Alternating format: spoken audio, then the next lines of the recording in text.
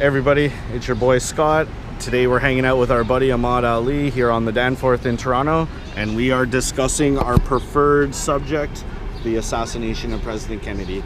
Yes, sir. Thank you so much for joining me today, Imad. I was glad that we were able to work the logistics out and get here to have a little lunch and a little discussion with one another. Yeah. So how did you first become interested in the assassination of JFK? Yeah, so it all started with the 1986 or 1987, I can't remember, the London Weekend television show. Yeah, when I first went to Dallas, I grabbed a DVD copy of that out of the gift shop at the Sixth Floor Museum. You know what? Now that you mention it, I might pop that in when I get home and just watch it. It's good. It's good.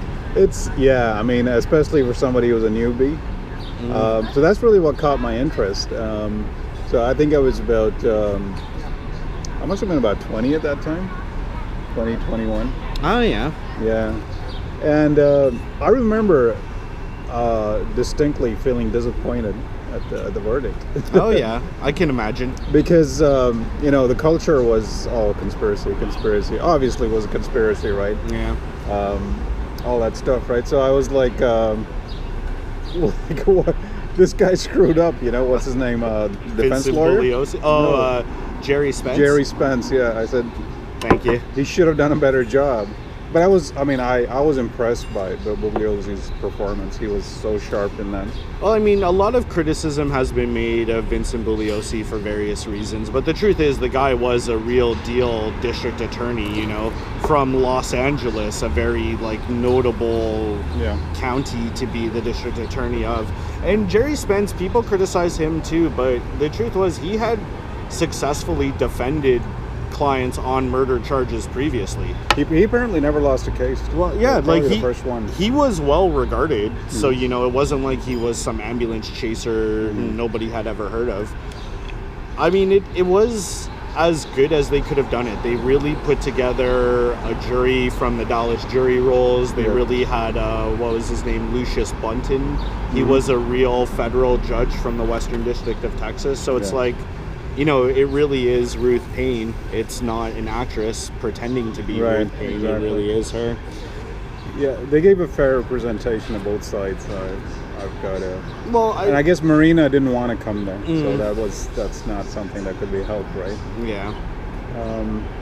But yeah, so that was a culture, and that's what sparked my interest. And then after that, being a reader, I'm fond of books, right? So.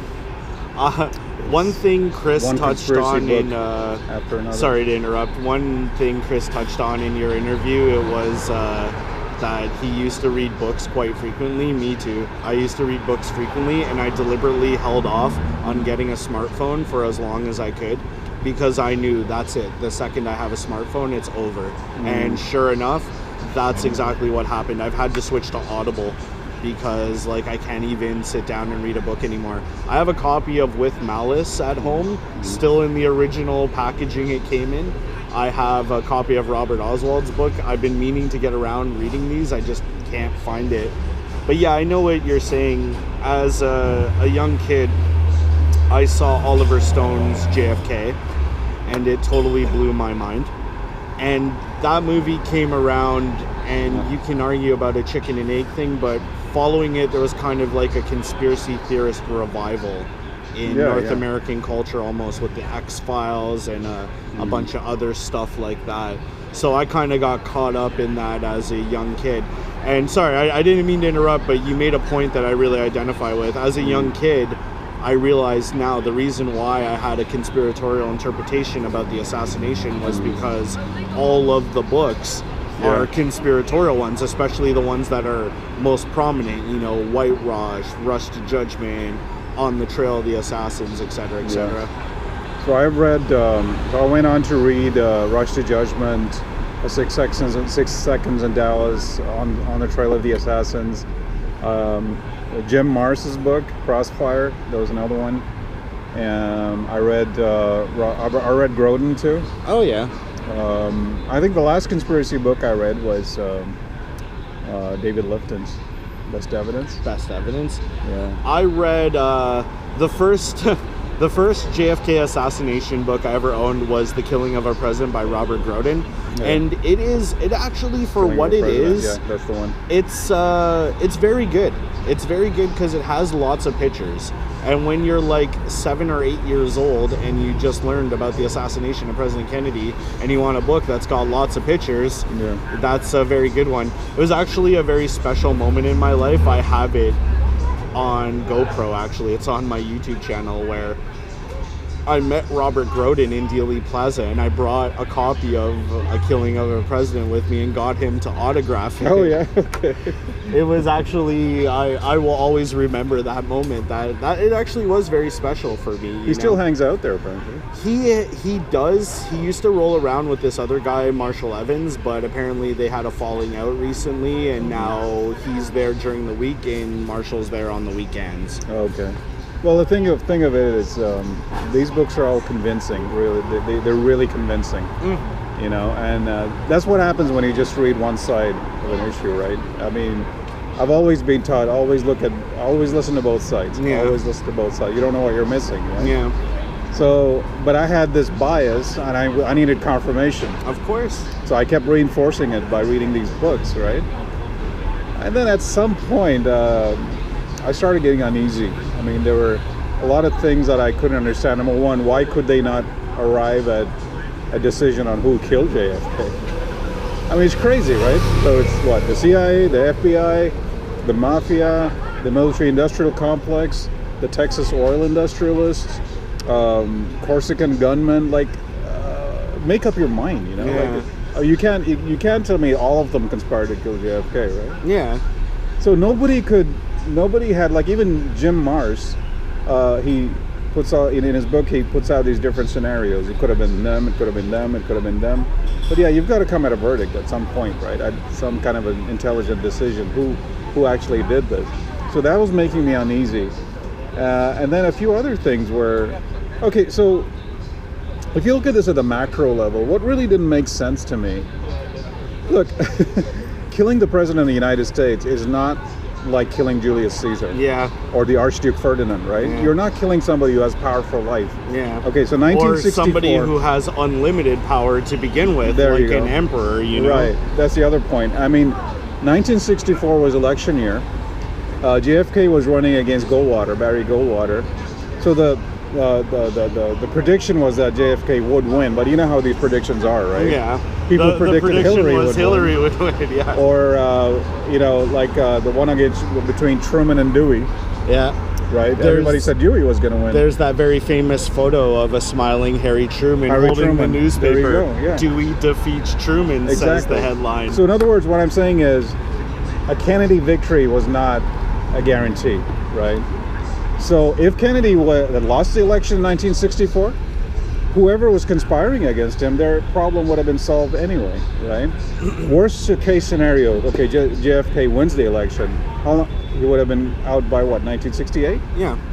I mean, no U.S. president has more than two terms, right? FDR was an exception.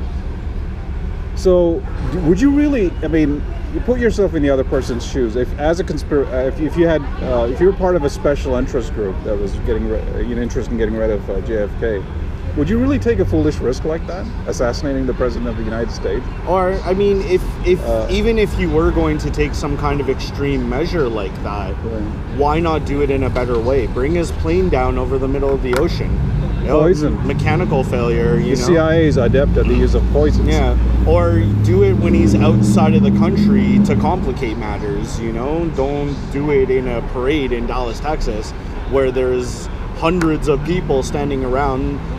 Dozens of them have still cameras, some of them have motion cameras. It's like, this is just a very bad way to do this. I remember hearing from your interview with Chris, you've never been to Dallas.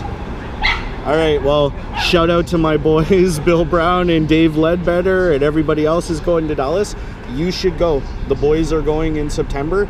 Honestly, man, the only reason I'm not going again is because I cannot justify a fourth trip to Dallas in less than 3 years. The first time I went to Dallas was in November of 2018 for the anniversary. Then I went again in July of 2019 and again in, I think it was March of 2020. I can't go a fourth time. I spent too much money traveling to Dallas. But if you've never been, you have to go. You really have to see it with your own two eyes. Yeah, I've got relatives in Dallas, so. Oh, nice. Yeah. All the more reason. Yeah. When you're standing there in Dealey Plaza, it really, my whole life I was told that Dealey Plaza is a lot smaller in real life than it appears to be in photographs. So I knew that going in. But it's only when you're really standing there and you see it in real life, that's when you realize it really is much smaller. Like, there is no way somebody could have stood behind the picket fence with a firearm and shot and nobody saw him. It's not possible, you know? Even if it did have a suppressor on it, like, I've shot suppressed firearms, they still make noise. And there was somebody literally standing right on the other side of that fence. And the fence only goes up to about this high, you know, when you're standing up. So it's like, there's no way. It's just not possible, you know? So that grassy knoll, can you compare it to any other landmark in Toronto that's similar in size? Not really. Not off the top of my head. I mean, the whole area of Dealey Plaza, I have seen neighborhood parks in Toronto that are about roughly the same size. Or like little wooded areas at the end of residential streets that are larger than Dealey Plaza, you know? It really is not that big of a place. And it's just this weird visual trick that happens in photographs because the plaza slants down and there's the rail crossing there. It kind of distorts the vanishing point. It looks bigger than it is. Yeah, exactly. Well, we've got a grassy knoll at Scarborough Town Center. I know you're a West End kid, but I don't know if you've been there, Scarborough Town Center. I'm not. I've always wondered. Not for years. Not for years, no. So I've always wondered if it's something similar inside. But yeah, so we're talking about a killer in open sight, you know? Yeah. For me, it was always the process of just trying to rationally make it make sense, you know? Inside my own mind. Okay. I knew, quote unquote, that the single bullet theory was just not tenable. So I was always trying to figure out, okay, well, since the single bullet theory cannot be what's true, then what actually is true?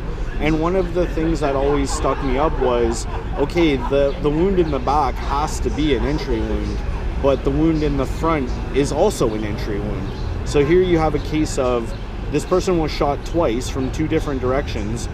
Both of the bullets went in, but neither one of them came out. Veggie burger with the kale salad? Yeah, kale salad. Thanks. Let's see what's in the price. All right, thank you, boss. Thank you, sir. All right, I'm just gonna turn the camera to face the street so you are spared the sight of us eating our lunch as we continue this discussion.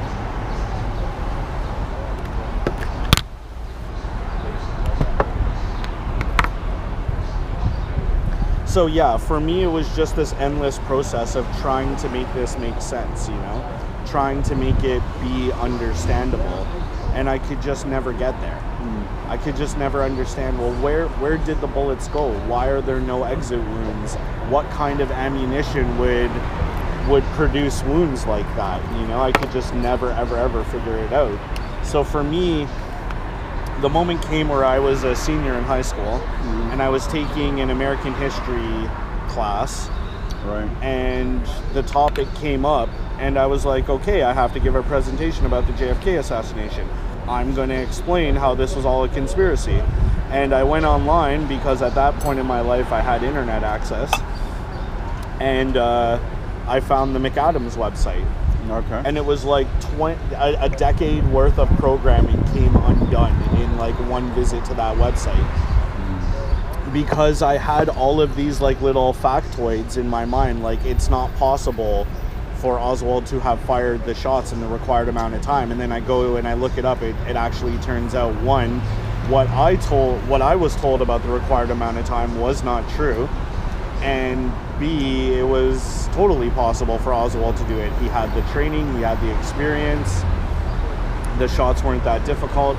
And as I went through, I was just like, everything I believed got debunked. So it was like, what initially started out as a presentation on this is the JFK assassination conspiracy quickly became this was not a conspiracy. Lee Harvey Oswald did this.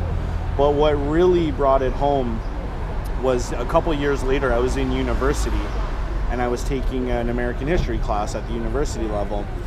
And the professor was talking about the JFK assassination. He asked, how many people believe Oswald did it? I put up my hand. How many people believe it was a conspiracy? He's like, okay, the people who believe it was a conspiracy, can you explain like anything at all? Can you explain how many shooters there were, where they were, who was involved, who did it, why, how they got away with it? And of course, nobody could, right? It was also around that time in North American culture that creationism was coming back into the popular conscience. It was the intelligent design movement in the early 2000s. And that was around the time I started to get into, evolution versus creationism, atheism, and all that stuff. So I began to see a lot of similarities between the way creationists think and the way conspiracy theorists think. Yeah, definitely. The given time, by given time you mean like the 5.6 seconds, right? Yeah. Okay, so apparently that is theoretically possible. But Gerald Posner showed, I think, that it was actually a little bit longer than that. So, more than Gerald Posner, it was Holland, right? Max Holland. Yeah. It could have been anywhere from 8 to 9 seconds. Well, the thing is, we don't know exactly when the first shot was fired. Even if we go with the low ball figure, like there's two variables that the Warren Commission did not know. They did not know for sure when the first shot was fired. Okay. They also did not know for sure which shot of the three had been the one that missed. So they postulated various scenarios, right? If the first shot occurs here and it's the first shot that missed, you have more time for the second shots. If the first shot occurs here, but it's the second shot that missed, there's less time. And then if the first shot occurred here, but the third shot is the one that missed, then there's even lesser time. So in total, you're looking at a time frame of roughly 5.6 seconds at the absolute minimum to around like 8.5 seconds at the absolute maximum. All right. But as time has gone on, that frame has kind of expanded a bit further, because now there's some claims that the first shot might have occurred before Zapruder even started recording. Some people have claimed that. I'm not